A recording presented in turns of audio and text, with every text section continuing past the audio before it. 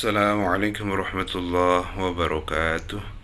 Bismillah, alhamdulillah, wa syukurulillah, la hawla wa la quwata illa billah, wa salatu wassalamu ala rasulillah Muhammad sallallahu alaihi wasallam ibni abdillah, la nabiyya ba'da amma ba'd. Hadratul muhtaramin, para alim, para ulama, para sahabat, rekan-rekan yang saya hormati, yang saya muliakan. Tidak ada ungkapan yang luar biasa yang kita lantunkan kepada Allah Subhanahu wa taala kecuali mengucapkan alhamdulillahirabbil alamin, karena banyak nikmat yang Allah beri, mulai dari kita tidur hingga tidur kembali. Nikmat-nikmat Allah Subhanahu wa taala diberikan kepada kita semuanya. Badan yang sehat, seluruh anggota tubuh, panca indera yang berfungsi dengan baik. Ini adalah nikmat Allah Subhanahu wa taala. Bahkan kita masih diberikan kehidupan, kita masih hidup. Ini merupakan karunia yang terbesar untuk kita menambah amal ibadah kepada Allah Subhanahu wa taala. Kita dalam iman Islam merupakan karunia terbesar, dan kita menjadi umat Nabi kita Muhammad sallallahu alaihi wasallam adalah karunia yang Allah berikan kepada kita semuanya yang tiada tara. Maka kehidupan dunia ini alhamdulillah kita bahagia insyaallah, karena kita apapun dicukupi oleh Allah Subhanahu wa taala. Namun adakah nanti jaminan setelah kita hidup dunia ini, nanti di yaumil qiyamah, setelah kehidupan dunia ini, apakah kehidupan kita semakin baik? Apakah kita semakin bahagia? Apakah kita mendapatkan tempat yang luar biasa nanti di akhirat kelak? Maka jawabnya adalah tergantung kita, karena tidak ada tempat kembali setelah di dunia ini melainkan di surga atau di neraka. Ma ba'dal maut min musta'tabin wala ba'dad dunya min darin ilal jannah awin nar. Tidak ada tempat kembali setelah di dunia ini kecuali hanya dua pilihan. Pilihan itu apakah di neraka ataupun di surga. Tidak ada pilihan yang lain, yang ketiga, yang keempat tidak ada. Bisa nggak bisa harus kita pilih itu. Maka orang-orang yang cerdas pasti memilih tempat yang terbaik, yaitu di surganya Allah Subhanahu wa taala. Maka agar kita mendapatkan kemuliaan, tempat yang mulia di sisi Allah Subhanahu wa taala, kehidupan yang bahagia dan itu selama-lamanya, maka yang pertama kita harus taat patuh kepada Allah dan Rasulullah. Mencintai Allah, mencintai Rasulullah. Tidak boleh hanya mencintai Allah saja tapi tidak mencintai Rasulullah, karena Rasulullah adalah kekasihnya, kasih Allah Subhanahu wa taala yang menunjukkan ke jalan yang benar, menunjukkan bagaimana caranya untuk menuju ke tempat yang luar biasa, yaitu di surganya Allah Subhanahu wa taala. Maka syaratnya adalah mencintai Nabi kita Muhammad sallallahu alaihi wasallam, yaitu dengan cara memperbanyak menyebut namanya, dengan berselawat kepada junjungan kita Nabi besar Muhammad sallallahu alaihi wasallam. Allahumma shalli ala sayyidina Muhammad wa ala ali sayyidina Muhammad. Lalu mengikuti petunjuk-petunjuk Rasulullah sallallahu alaihi wasallam.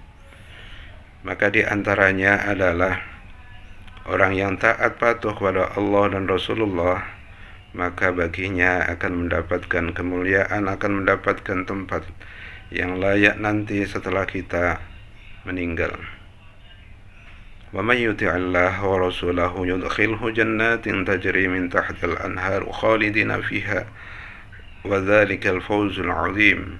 Maka barang siapa yang taat kepada Allah dan Rasulullah Muhammad sallallahu alaihi wasallam, maka baginya dimasukkan dalam surganya Allah Subhanahu wa taala, yang di bawahnya adalah mengalir sungai-sungai, dan mereka akan kekal selama-lamanya. Dan itulah keberuntungan yang sebenar-benarnya keberuntungan.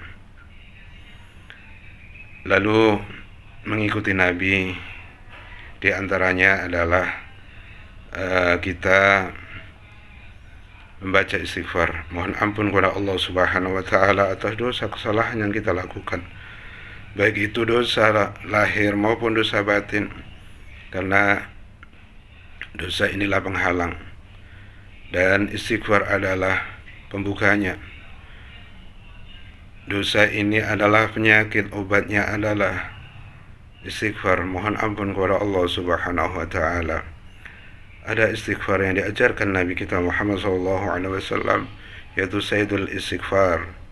Allahumma anta rabbi la ilaha illa anta khalaqtani ana 'abduka wa ana 'ala ahdika wa wa'dika mastata'tu wa a'udzubika min syarri ma sana'tu abu laka bi ni'matika 'alayya wa abu bi dhanbi faghfir li fa innahu la yaghfiru dzunuba illa anta. Maka barang siapa yang membaca istighfar yang diajarkan Nabi ini, maka jaminannya adalah surganya Allah Subhanahu wa taala.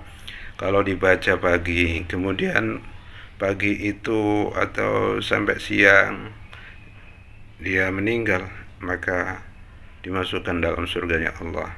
Kalau itu dibaca kemudian malam hari, kemudian dalam malam hari itu meninggal, maka Allah Subhanahu wa taala jamin, maka Nabi kita Muhammad sallallahu alaihi wasallam jamin ia masuk surga. Lalu yang kedua, setelah kita menjalankan sholat 5 waktu, maka setelahnya jangan keluar dulu, jangan bergegas dulu, melainkan duduk sebentar, yaitu wirid. Kita mengingat Allah Subhanahu wa taala dan membaca ayat kursi. Maka kata Nabi, barang siapa yang membaca ayat kursi setelah menunaikan sholat 5 waktu yang diwajibkan oleh Allah Subhanahu wa taala, yang 17 rakaat, maka tidak ada penghalang baginya untuk masuk surga kecuali penghalangnya adalah kematian. Artinya apa? Artinya orang yang baca ayat kursi sudah dijamin oleh Allah Subhanahu wa taala masuk surga. Hanya menghalangnya adalah kematiannya.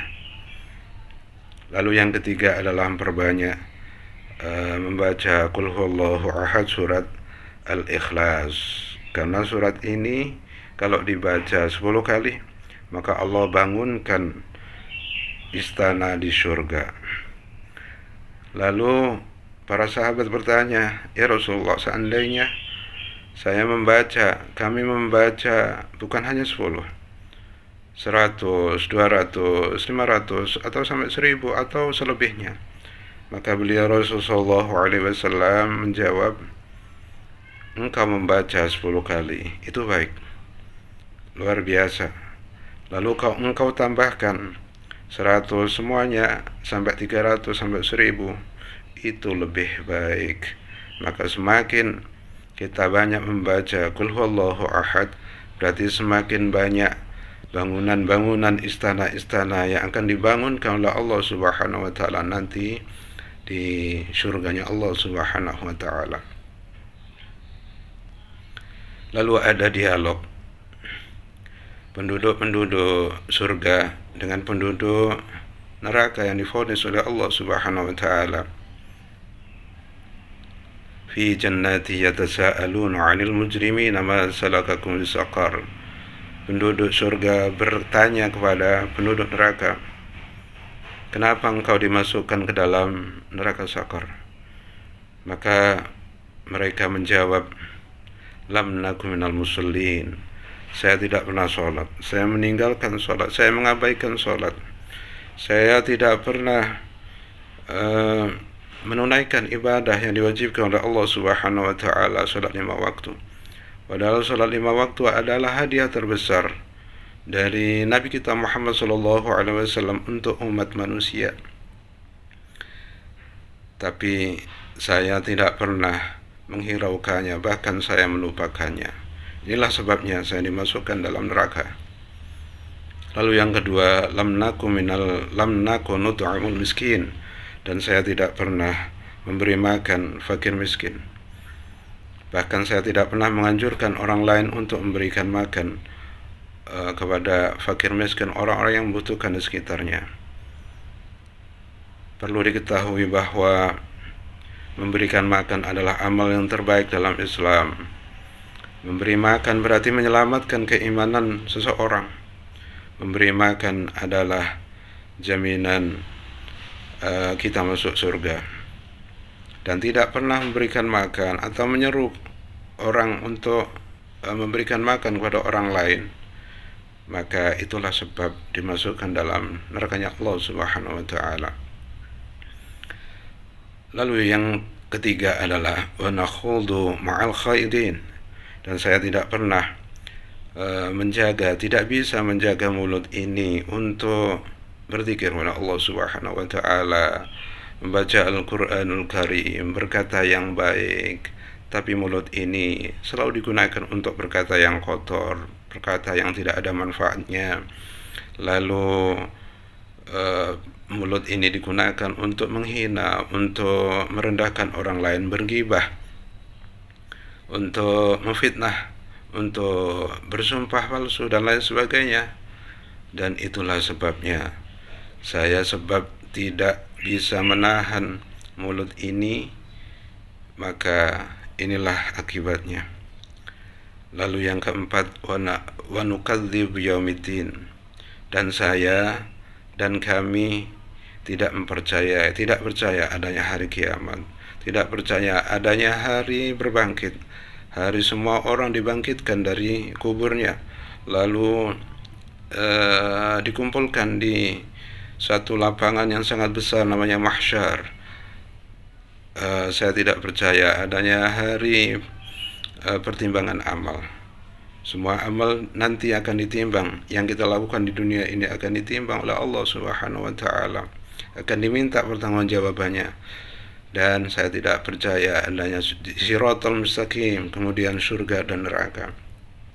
Pada saat inilah, karena saya tidak percaya adanya hari akhir, saat inilah saya merasakan, saya mengetahui bahwa akibatnya, dan saya tidak pernah mempersiapkan diri untuk menemui atau untuk menuju yaumil akhir.